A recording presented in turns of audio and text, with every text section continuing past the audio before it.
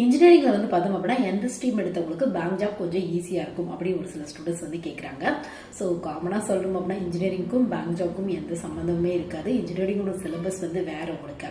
முக்கியமாக இன்ஜினியரிங்கோட சிலபஸ் எப்படி இருக்கும் அப்படின்னு பார்த்தோம் அப்படின்னா சயின்ஸ் ரெலவெண்ட்டாக, டெக்னாலஜி ரெலவெண்ட்டாக இந்த மாதிரி தான் இருக்கும் வந்து பார்த்தோம் அப்படின்னா உங்களுக்கு.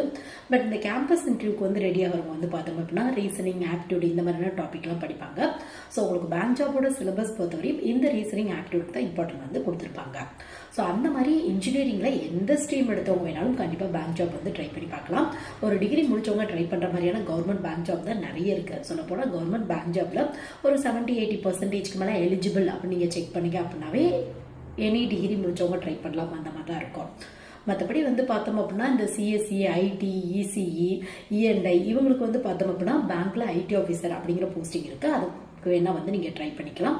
இல்லை நீங்கள் அக்ரிகல்ச்சர் ரெலவெண்ட்டான இன்ஜினியரிங் கம்ப்ளீட் பண்ணியிருக்கீங்க அப்படின்னா உங்களுக்கு agriculture field officer, agriculture loan officer இந்த மாதிரியான போஸ்டிங்லாம் அவைலபிளாக இருக்கும். அந்த மாதிரி வந்து நீங்கள் ட்ரை பண்ணிக்கலாம்.